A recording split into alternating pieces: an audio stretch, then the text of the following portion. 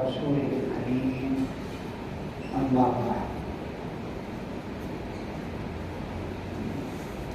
قال الله تبارك وتعالى: أعوذ بالله من الشيطان الرجيم. بسم الله الرحمن الرحيم. لقد جاءكم رسول من أنفسكم عزيز عليه ما عنتم حريص عليكم بالمؤمنين رؤوف رحيم. وقال رسول الله صلى الله تعالى عليه وسلم: لا يؤمن أحدكم حتى يكون هواه تبعا لما جئت به، أو كما قال رسول الله صلى الله عليه وسلم.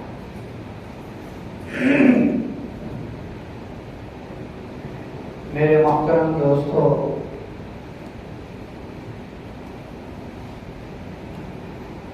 اللہ رب العزت کے ہم پر احسانات کے بعد ہمارے اوپر سب سے زیادہ احسانات نبی کریم حضرت محمد مصطفیٰ صلی اللہ علیہ وسلم کی ذات اقدس کے ہیں.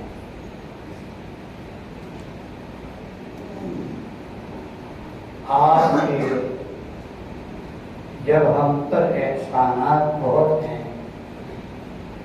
تو ہم پر آپ علیہ السلام کے حقوق بھی بہت ہیں.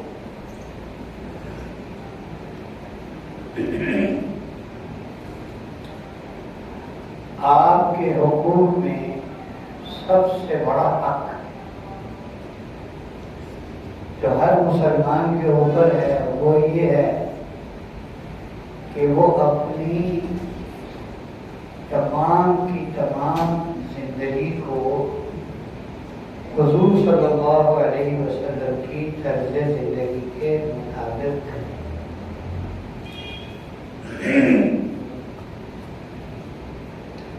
زندگی کا جو وقت، زندگی کا جو شعبہ، جو کام خلاف سنت ہے، یوں سمجھ لیں وہ ہے ہی نہیں، اس کا کوئی وجود ہی نہیں ہے.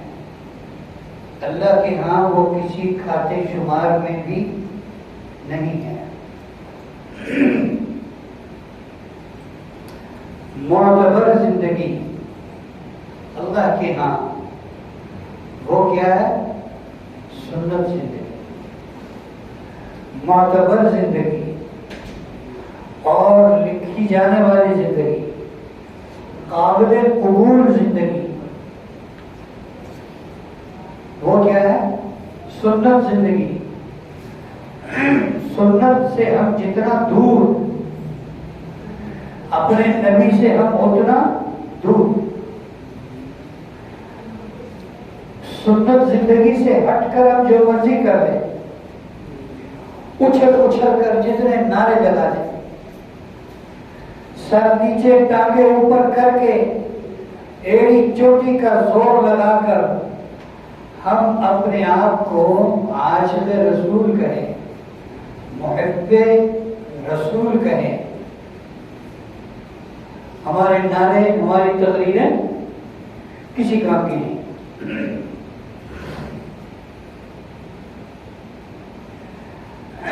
اصل زندگی سنت زندگی ہے. اصل عشق سنت پر عمل کرنا ہے. اصل محبت رسول وہ کیا ہے؟ سنت پر عمل کرنا ہے. آپ صلی اللہ علیہ وسلم کی ایک حدیث ہے: من احب سنتی فقط احبنی.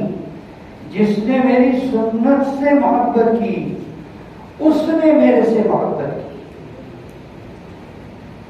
جس نے میرے طرز زندگی سے محبت کی اس نے مجھ سے محبت کی. اس کے علاوہ ہم جو مرضی کر دیں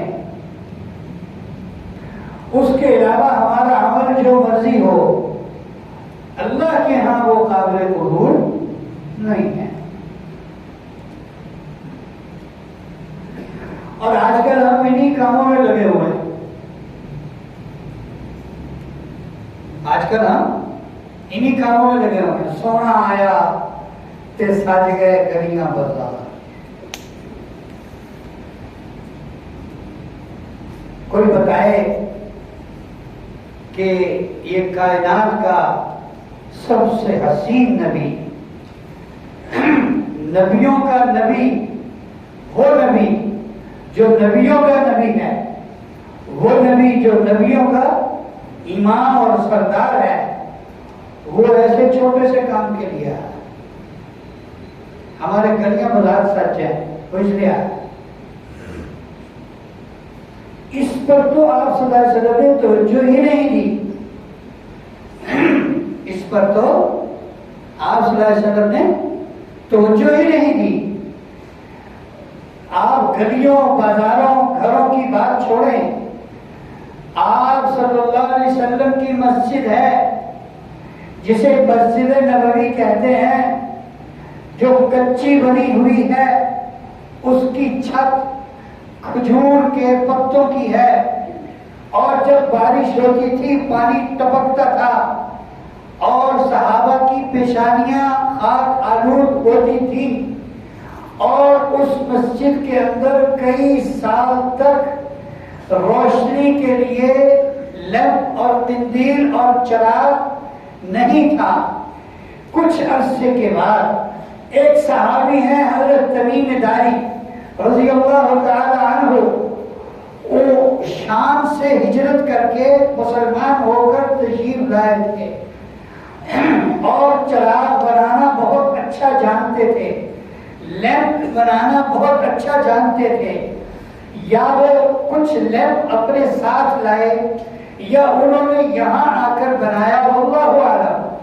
انہوں نے دیکھا کہ میرے نبی کی مسجد مغرب عشاء فجر کے اندر تاریک ہوتی ہے، اس میں اندھیرا ہوتا ہے، روشنی نہیں ہوتی، روشنی ہونی چاہیے۔ لہذا انہوں نے ایک چراغ بنا کر جلا کر نبی کریم صلی اللہ علیہ وسلم کی مسجد کے اندر لٹکایا۔ حضور اگلی نماز میں مسجد تشریف لائے، دیکھا مسجد روشن ہے، نماز پڑھائی۔ نماز کے بعد صحابہ کی طرف منہ کر کے ارشاد فرمایا، میری مسجد کو کس نے روشن کیا؟ یعنی یہ دھیان آیا ہی نہیں کسی کو کہ یہ بھی کوئی کام ہے، کام کی طرف توجہ تھی۔ وہ بہت عرصے کے بعد لیمپ جلا مسجد کے اندر۔ صحابہ اکرام کی سب کے سب صحابہ کی توجہ کس پر تھی؟ کس بات پر تھی؟ کس عمل پر تھی؟ کہ ہماری ساری زندگی حضور اکرم صلی اللہ علیہ وسلم کی زندگی کے مطابق ہو جائے، بس اس پر توجہ تھی۔ گلیاں بازار سجانے کی طرف توجہ نہیں تھی، جھنڈے لگانے پر توجہ نہیں تھی، لائٹیں لگانے پر توجہ نہیں تھی، اور جناب کیک کاٹنے پر توجہ نہیں تھی، اور جناب سیرت کے جلسے منعقد کرنے پر تیاری اور اس پر ان کی کوشش اور محنت نہیں تھی۔ آج تو سارا زور اس پر لگ رہا ہے، اور نہیں لگ رہا تو سنت پر نہیں۔ میں عرض کیا کرتا ہوں کہ سیرت منانے کی چیز نہیں ہے، سیرت تو اپنانے کی چیز ہے۔ سیرت یہ جناب آج کل ایک اور نام لیتے ہیں، نام لیں تو پھر لوگ سمجھتے ہیں اے ہونا کے خلاف، یہ بھی لوگ سمجھ لیتے ہیں۔ ہم کسی کے خلاف نہیں ہیں، ہم کسی جماعت کے کسی فرد کے خلاف نہیں ہیں، ہم ایک غلط عمل کے خلاف ہیں، ہم ایک غلط عمل کے خلاف ہیں۔ بہت سارے ایسے لوگ جو ان کاموں میں مبتلا ہیں، ہم ان کو گلے سے سینے سے لگاتے ہیں، ان کے ساتھ ہماری لڑائی نہیں ہے، ہاں ان کو صاف کہتے تمہارا یہ عمل اللہ کے یہاں قابل قبول نہیں ہے، اس کی ضرورت ہی کوئی نہیں ہے۔ ضرورت اس بات کی ہے کہ حضور کی زندگی ہماری زندگیوں کے اندر زندہ ہو۔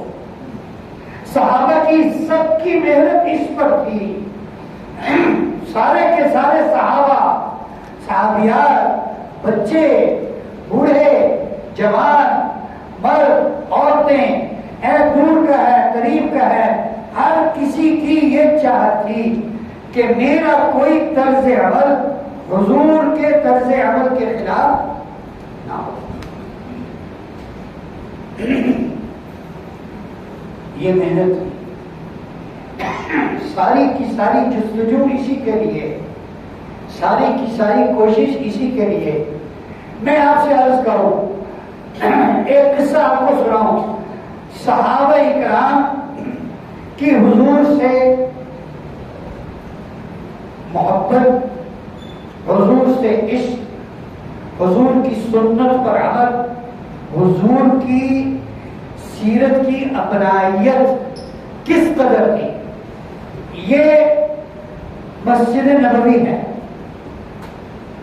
ایک منظر یہاں ہے، حضور صلی اللہ علیہ وسلم تشریف فرما ہیں، چاروں طرف صحابہ ہیں، بات چیت ہو رہی ہے، یہ مکہ مکرمہ ہے، مکہ مکرمہ کے اندر بھی ایک منظر قائم ہے، حضور صلی اللہ علیہ وسلم کے ایک صحابی رسول، ایک عاشق رسول اور آپ کے ایک جانثار اور وفادار خبیب بن عدی رضی اللہ تعالیٰ عنہ گرفتار کر کے وہاں انہیں باندھا ہوا ہے، ایک گھر میں قید کیا ہوا ہے، ان کو پھانسی کی سزا سنا دی گئی ہے اور ان کے لیے حدود حرم کے باہر پھانسی گھاٹ تیار کیا جا چکا ہے اور سارا مکہ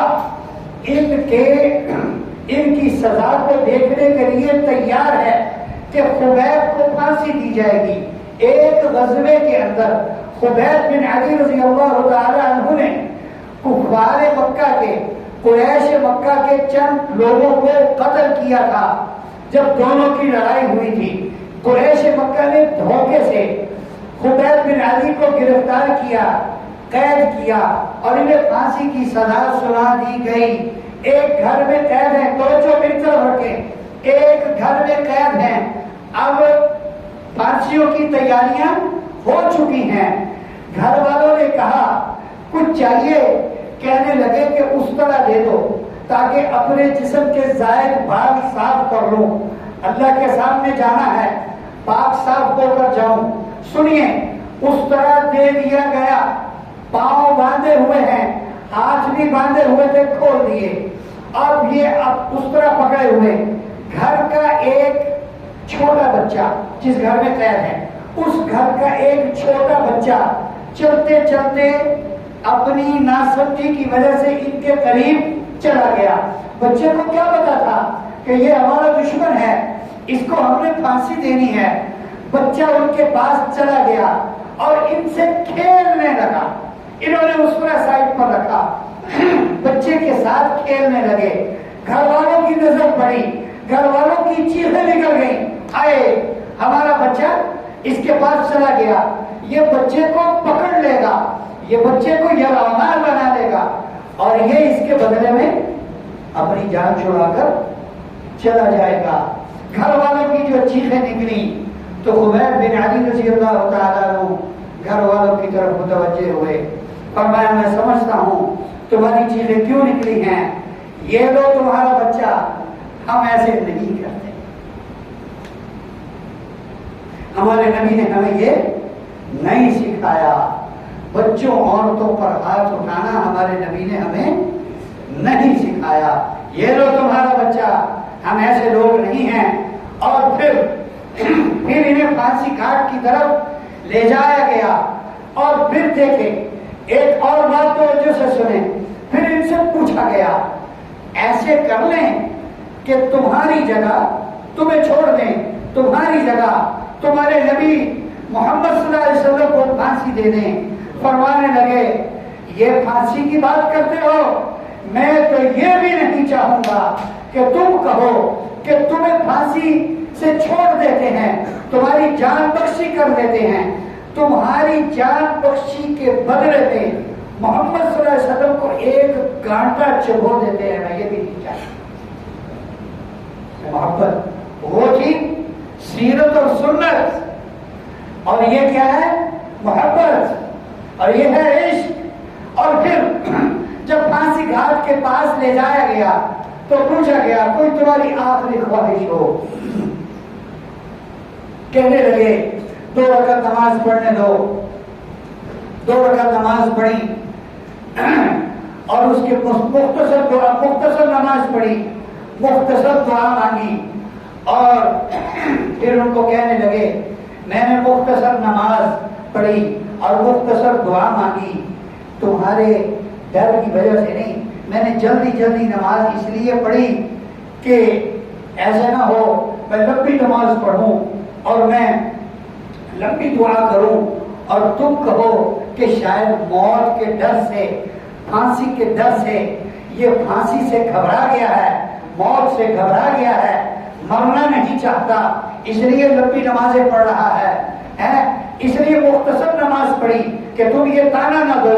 پھر شعر پڑھے فلست ابالی حين اقتل مسلما على اي جنب كان في الله مصرعي وذلك في ذات الاله وان يشاء يبارك في اوصال شرم ممزعي ما بي حذار الموت اني لميت ولكن حذاري جحم نار مدفعي۔ میں مسلمان مر رہا ہوں، ایمان والا ہو کر مر رہا ہوں، مجھے کوئی پرواہ اور کوئی ڈر نہیں ہے،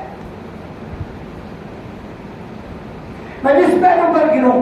وہ پھانسی دینے کے 2 طریقے تھے، دونوں آزمائے ہوئے تھے۔ پھانسی کا پھندا الگ تھا اور چاروں طرف 40 آدمی نیزہ لے کر کھڑے ہوئے تھے جنہوں نے ان کے جسم سے نیزے مار مار کر ان کا گوشت ان کی ہڈیوں سے الگ کر دینا تھا۔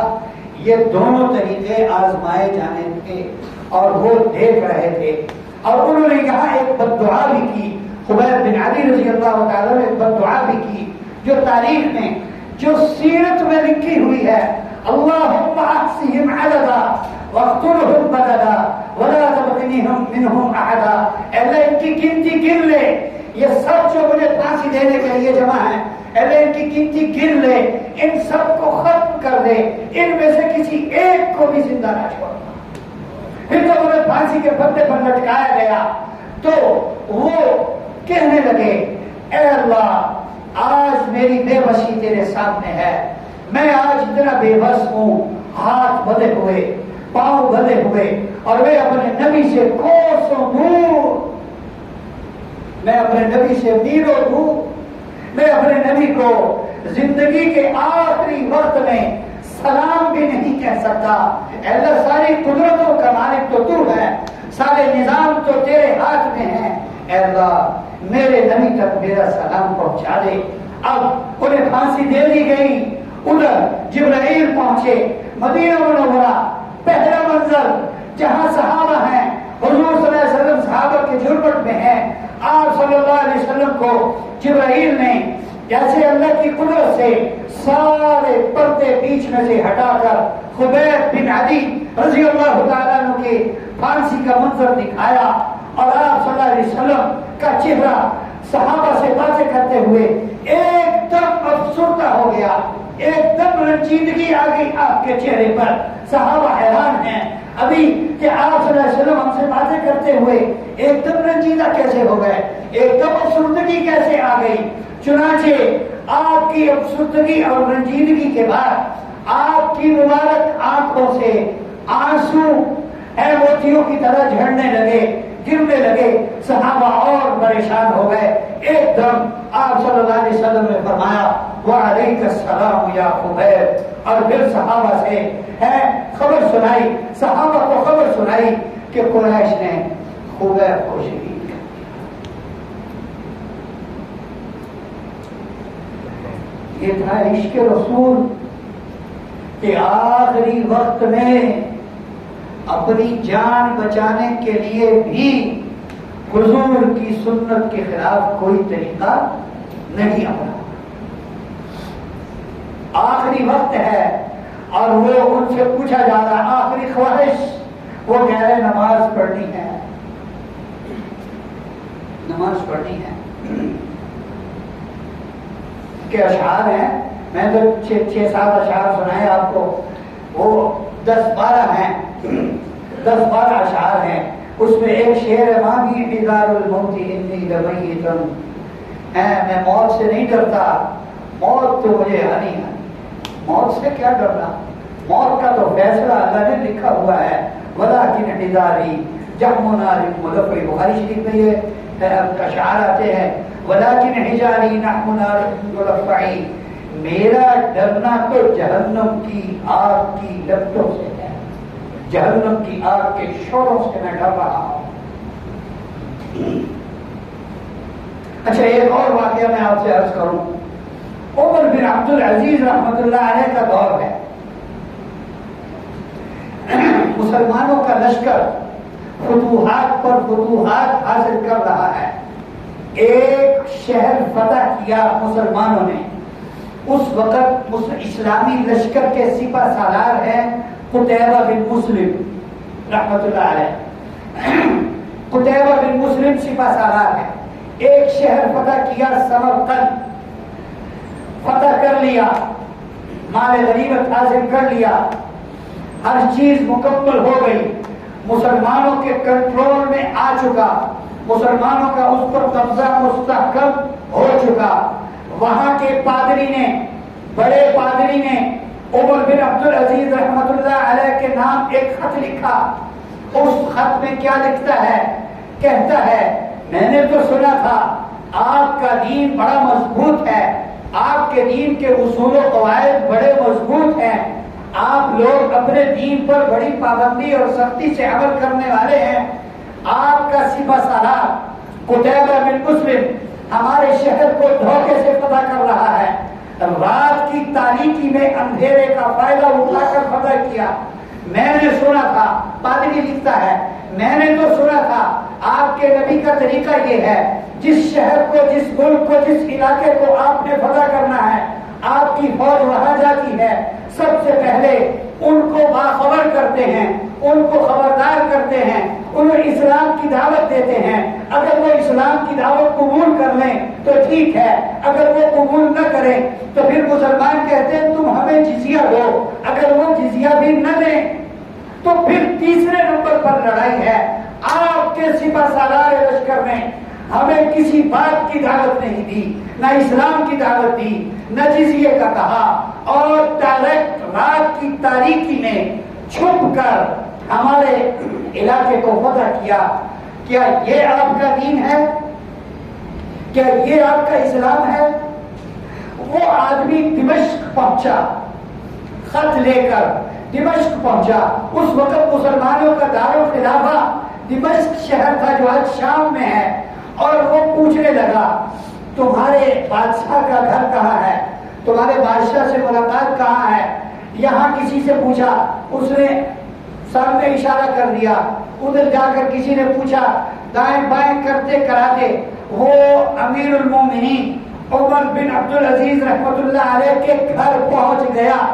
جو گھر بتایا گیا تھا وہاں صورتحال یہ نظر آئی کہ ایک آدمی اپنے گھر کی کچی دیوار کے ساتھ سیڑھی پر چڑھا ہوا ہے اور اپنے گھر کی کچی دیوار کی پٹی سے لپائی کر رہا ہے. اور نیچے ایک عورت ہے جو اس کو ایک برتن میں، بالٹی میں یا تگاڑی میں مٹی ڈال ڈال کر اوپر دے رہی ہے. وہ کہنے لگا یہ کیا، کس کا پتہ بتا دیا، یہ میں کہاں آ گیا. واپس گیا، پھر لوگوں سے پوچھا کہ وہ میں نے بادشاہ کا پتہ پوچھا تھا، انہوں نے ایک گھر بتایا جو کچا ہے اور وہاں ایک آدمی لپائی کر رہا ہے. کسی نے کہا وہ بادشاہ کا گھر ہے، امیر المومنین عمر بن عبد العزیز کا گھر ہے، اور وہ جو آدمی لپائی کر رہا تھا وہی بادشاہ وقت ہے. چنانچہ یہ شخص دوبارہ گیا، خط دیا، امیر المومنین نے مٹی سے آلودہ ہاتھوں کے ساتھ خط پڑھا اور خط کی پشت پر مختصر جواب لکھا، قتیبہ بن مسلم کے نام۔ فرماتے ہیں یہ خط پڑھتے ہی اس معاملے کو سلجھانے کے لیے ایک عدالت قائم کرو، قاضی بٹھاؤ جو یہ فیصلہ سنیں، یہ معاملہ سنیں اور فیصلہ کریں۔ اس نے جو دیکھا کہ یار اسی خط کی پشت پر اس نے جواب لکھ دیا ہے اور اتنا مختصر جواب لکھا ہے، اور جس شخص نے یہ سارا کام کیا ہے اسی کے نام لکھا ہے، وہ کیسے کرے گا یہ کاروائی؟ وہ کہنے لگا میرا کیا کام ہے، میں تو قاصد ہوں، ادھر کا خط ادھر پہنچایا، ادھر کا خط ادھر پہنچا دوں گا، میری جانیں بنا، یہ جانے اور وہ جانے۔ وہ گیا پادری کے پاس، جا کر اس کو جواب دیا۔ پادری کی بھی ٹھیک یہی کیفیت بنی، پادری کی بھی ٹھیک یہی کیفیت بنی کہ یار یہ تو بہت ہی غیر سنجیدہ کام ہے۔ پھر کہنے لگے اچھا چلے کرتے تو ہیں۔ وہ پادری قتیبہ بن مسلم کے پاس گیا اور جا کر انہیں خط دکھایا، کہا پیچھے بھی پڑھیے کیا لکھا ہوا ہے۔ قتیبہ بن مسلم نے پیچھے لکھا ہوا پڑھا کہ خط پڑھتے ہی عدالت قائم کرو، ایک فل بینچ بٹھاؤ جو یہ فیصلہ کرے، یہ معاملہ سنے اور فیصلہ کرے۔ چنانچہ انہوں نے قاضی وقت کو بلایا اور اقتدار نے عدالت قائم ہوئی۔ ہاں جی، قاضی وقت نے پادری کو بھی بلایا، بتاؤ کیا بات ہے؟ کہا یہ مسئلہ ہے جو خط میں لکھا ہے۔ قتیبہ بن مسلم کھڑے ہیں، ان سے پوچھا کہ آپ نے ایسے کیا ہے؟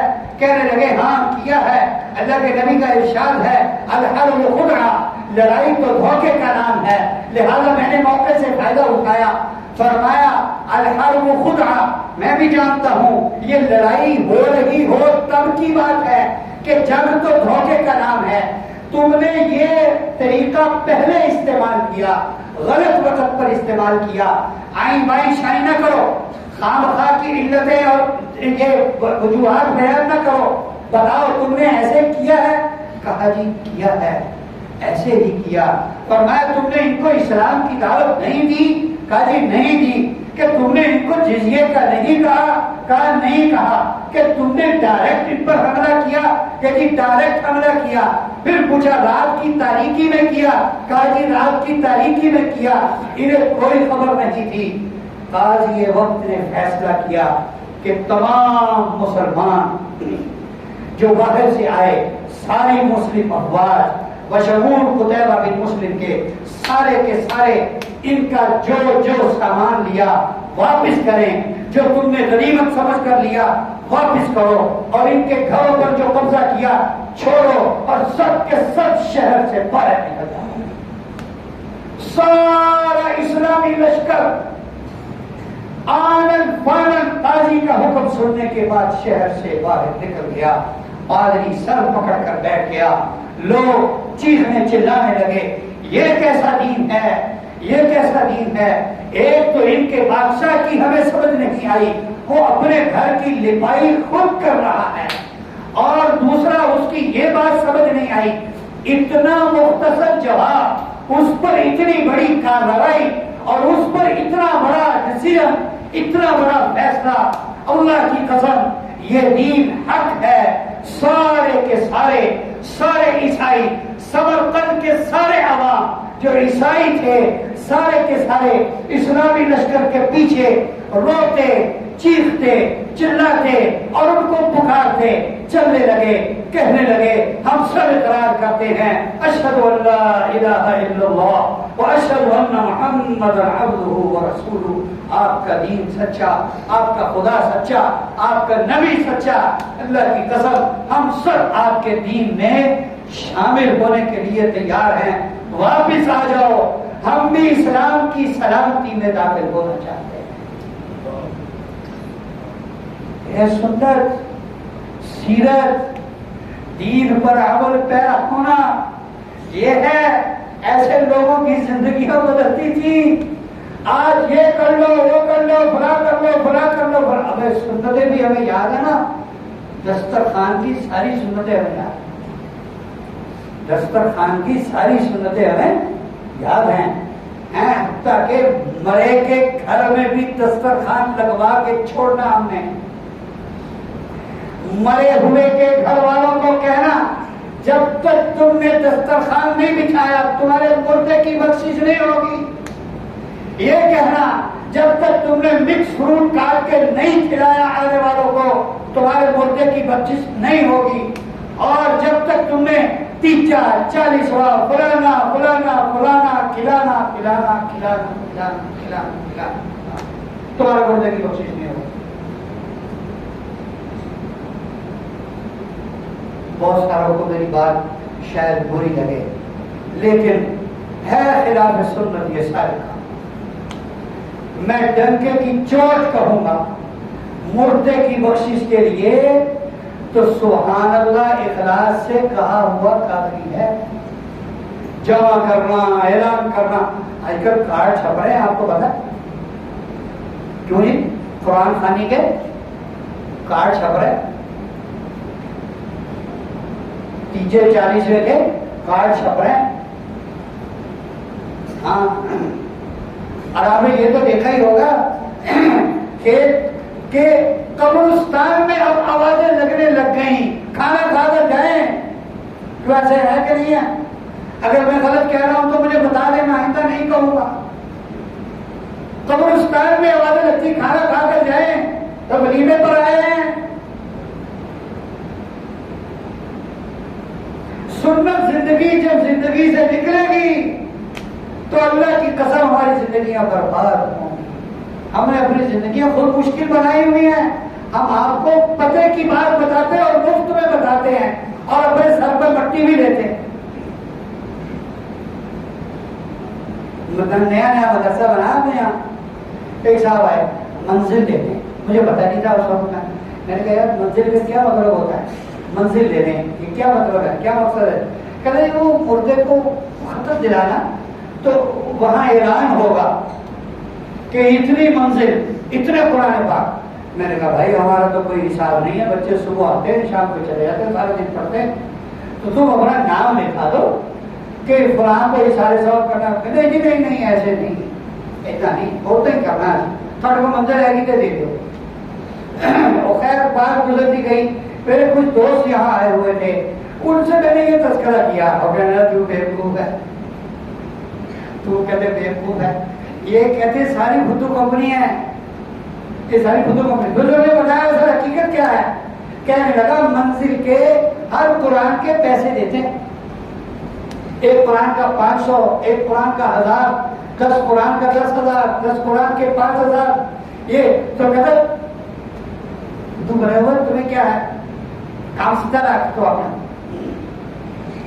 تو میں پھر تو چپ رہا، میں نے کہا یہ تو ہمارے لائق نہیں، آج کے دن تک تو ہم نے ایسا نہیں کیا، اب مہنگائی بہت ہو گئی ہے، ایسا نہ ہو کیا شروع کر دیا، کیونکہ جب تک آپ ٹھیک نہیں ہوں گے نا، عام عوام الناس مجبور کرتی ہے مولوی کو غلط راستہ اپنانے پر۔ وہ کہتے ہیں دو طرح کے لوگ ہیں، ایک کہتے ہیں جی جو سیانے بچوں نے پڑھا ہوا ہے، ایسا نفسیاتی داؤ مارا کہ الٹا کے بندے کو نیچے مار دے۔ کہتے ہیں بھائی دو طرح کے قرآن پاک ہیں، ایک ہے جو چھوٹے بچوں نے پڑھا ہوا، اس کا تو کوئی پتہ نہیں صحیح پڑھا کہ نہیں پڑھا، وہ 500۔ جو بڑوں نے پڑھا ہوا نا بالکل ٹھیک ٹھاک ایک دم فرسٹ کلاس خالص، اس کا 1500۔ اب مرنے جو مردے کے گھر سے آیا ہے وہ تو بیچارہ ضرورت مند دیوانہ ہے نا، وہ تو کہے گا کہ میرے اس کی بخشش ہو جائے بس، جیسے چاہے 1500 میں ہو، وہ کہے گا دے دے ہوگی۔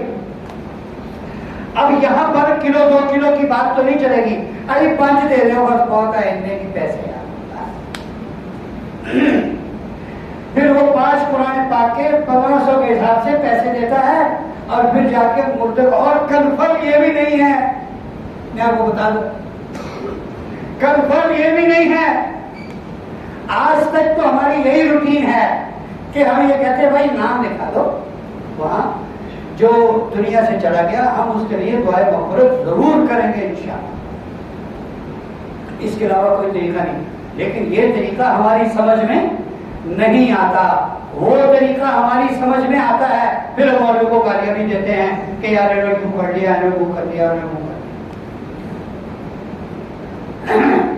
اشارے ثواب تو یہ ہے صلی اللہ علیہ وسلم، اللہ اس کا ثواب آدم علیہ السلام سے لے کر آج تک جتنے مسلمان دنیا سے چلے گئے سب کو اس کا ثواب عطا فرما، اللہ کی قسم اللہ سب کو اس کا ثواب عطا فرمائیں گے، اللہ کے خزانوں میں کوئی کمی نہیں۔ کیوں کہ طریقہ نبی والا ہے، طریقہ رسمی رواجی نہیں ہے۔